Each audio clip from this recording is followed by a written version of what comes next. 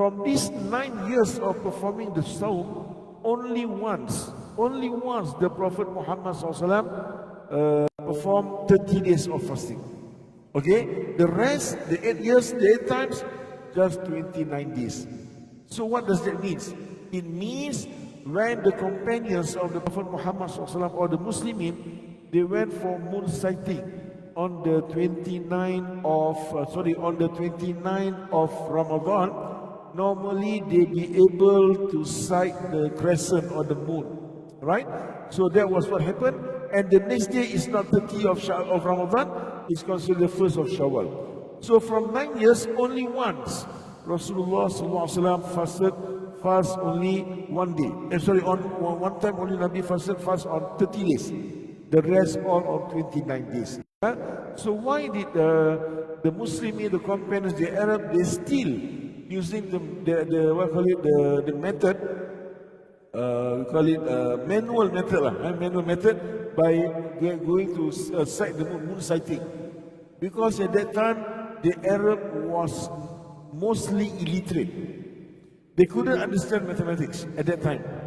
Okay, they were far behind. That was the history. That was the reality at that time.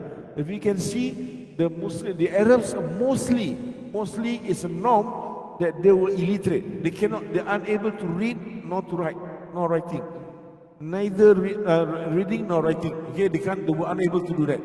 That's why in the war of Badr, okay, for the slave and for the slave of war, yeah, Sayyidina Abu Bakr Siddiq suggested that the slave of war, okay, they mostly they knew how to read and to write, so we take them and they have to teach the Muslim children to write and read.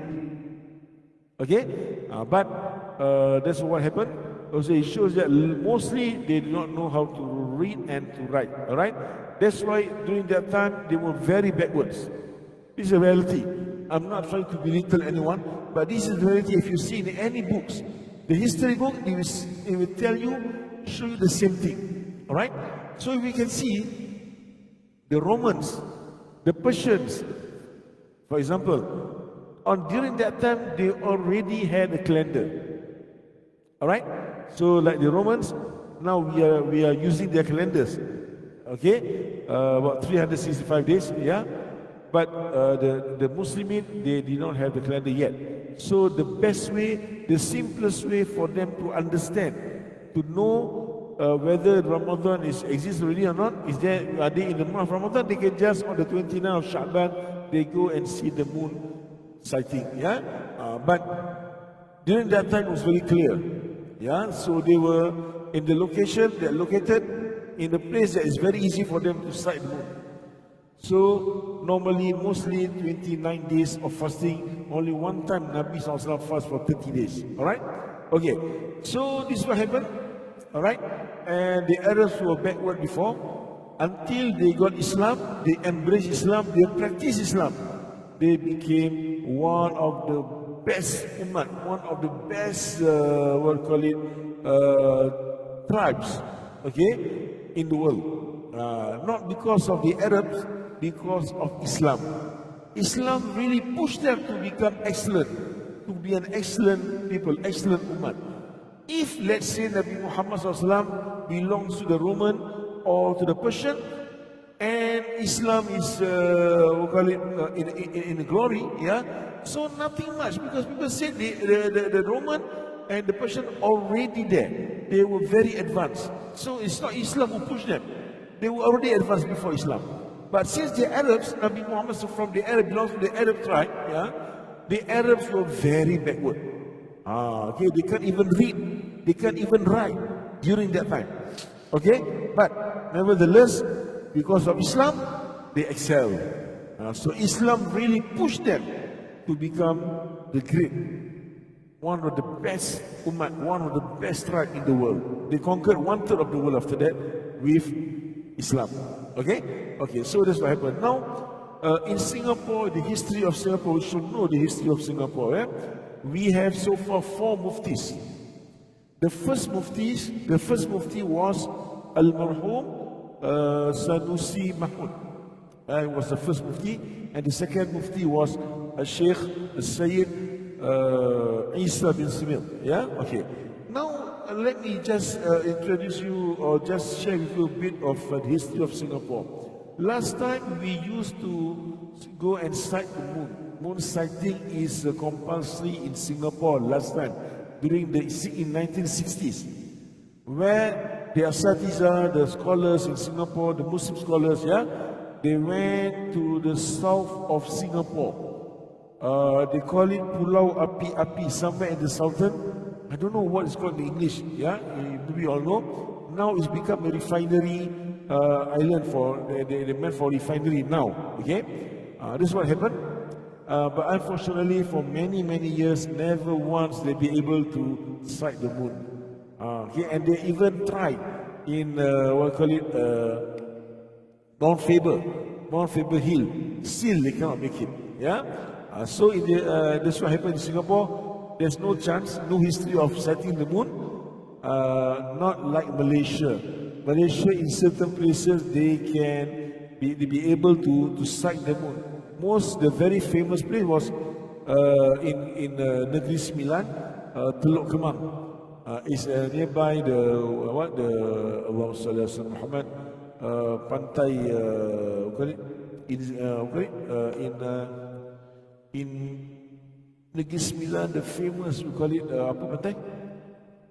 Port Dickson. I always forgot this name. I don't know why. Okay, Port Dickson. It was very clear. Yeah, but you see in Singapore, hardly. So the second Mufti suggested strongly for Singapore for us to use the ilmul falak. Ilmu falak. Yeah. So it was based on calculation, and even though calculation is more accurate rather than going to moon sighting, because now we have very advanced in knowledge. Okay, we have a lot of advanced equipment, so there should be no issue. Yeah. So in Singapore, basically, our preference is to do calculation ilmu falak rather than moon sighting.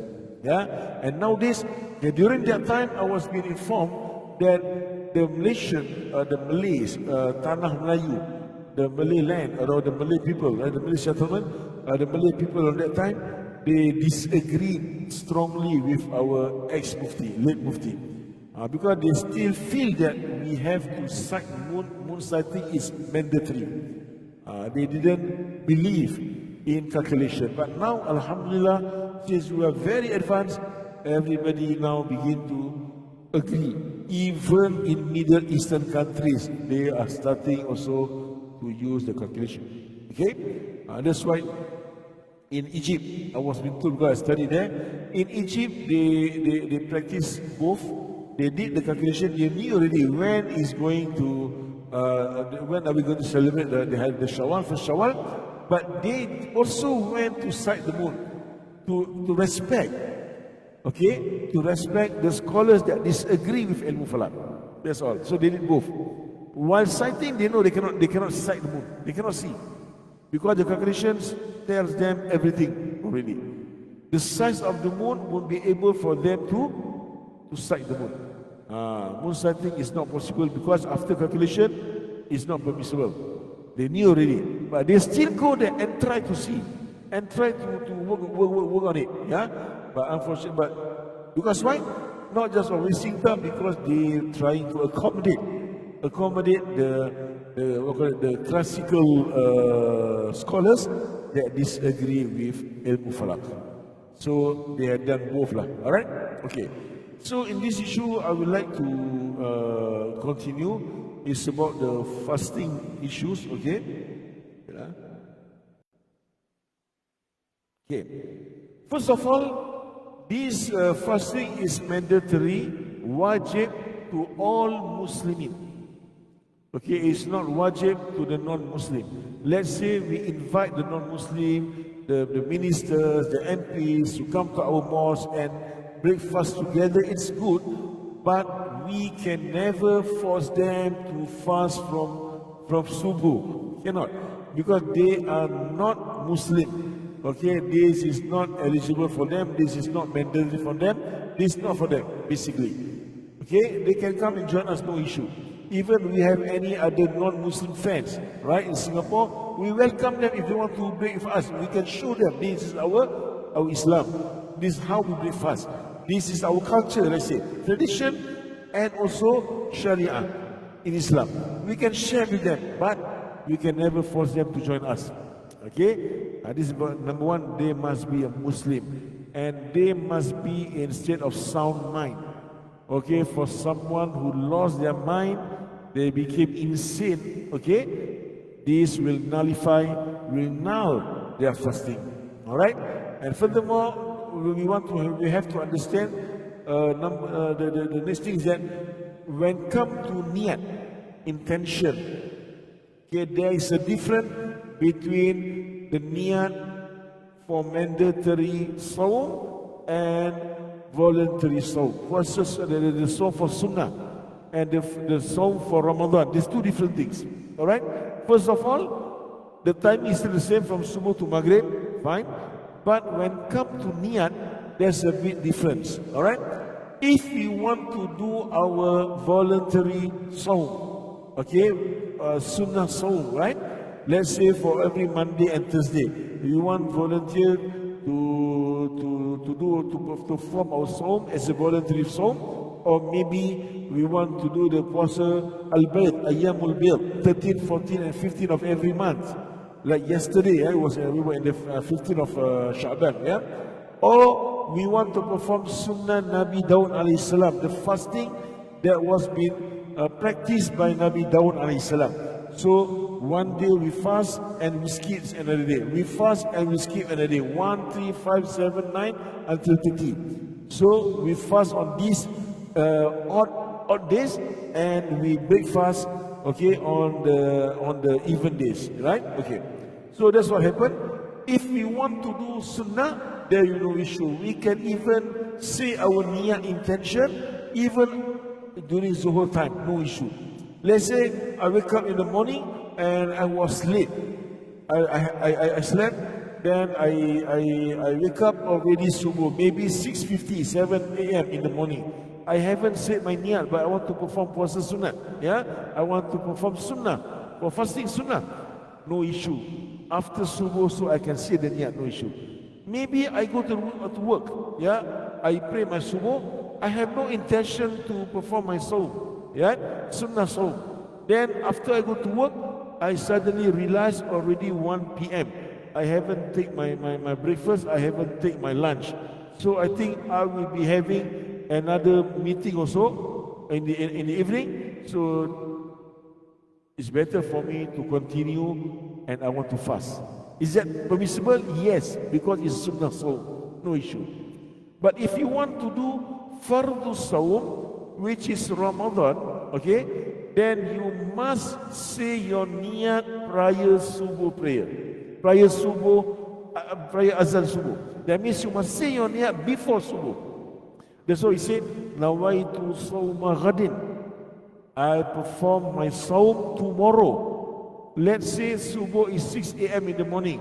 Then you just suddenly wake up 5:59. You just take a sip of water and then you want to say your niyat. 5:59, 50 seconds, only balance 10 seconds more to subuh. You quickly, immediately you mention your niyat. Nawaitu sawma ghadin, I perform my saum for tomorrow, not today. Because the cut-off period, the cut-off time is subuh, azan subuh. So, for those who miss the niyat, that means after subuh, they haven't said the niyat, right? They have to continue, we call it imsak. They have to stop from eating and drinking, continue their fast, but after the month of Ramadan, they need to qada, because their niyat happened after subuh, which is not considered, which is not permissible. Alright? So this is the issue of saum. Alright? So Ustaz, what is the solution? We normally at night, after 1 month, after 2 weeks, we will get used to it already. We sometimes forgot. Yeah, we tend to forget our niyat before subuh. Right? So how? Sometimes it happened to me. It happened to anybody. So what's the solution now? So the scholars discuss about it. So the solution is that we can uphold or we can follow the views of Imam Malik rahimahullah, which Imam Malik said in the Mazhab Maliki, in the Maliki school of thought, first night of Ramadan, you can say your niyat, your intention to perform your song for the whole month. Okay, for the whole month. Alright, on the night of first Ramadan. Okay, for the whole month. After that, every night you renew your niyat.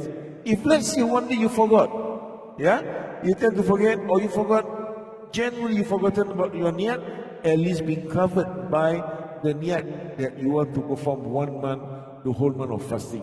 So this is a solution. You get me, yeah? Hopefully Allah SWT make it easy for all of us, yeah? Okay, so secondly, I want to tell you that what are the issues that can nullify our soul. First of all, if we put something into our open body cavity,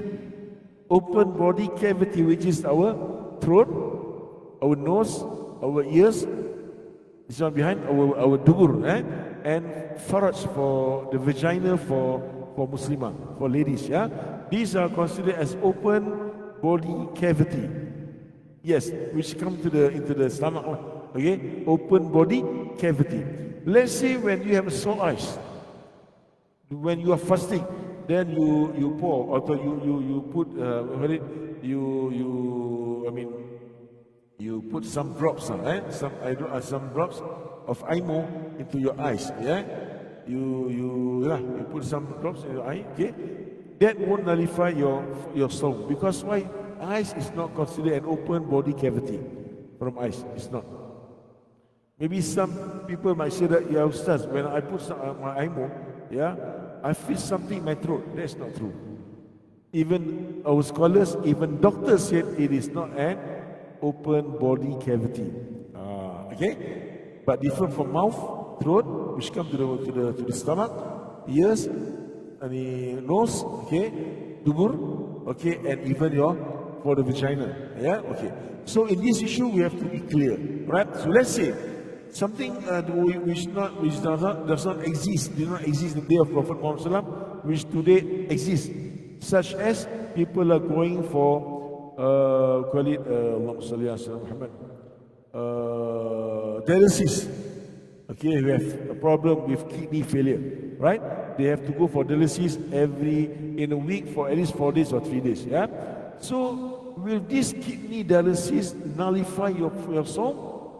This something doesn't exist in the day of Prophet Muhammad SAW, but this is something being discussed by our current scholars, the whole world, or Muslim world. Yeah. So what happened? So in this issue, the ulama, the scholars have different views. They differ into this issue. So we have two views. The first one, mostly the Arabs, the Saudi Arabia scholars, yeah, their view is that it will null your soul, because what it already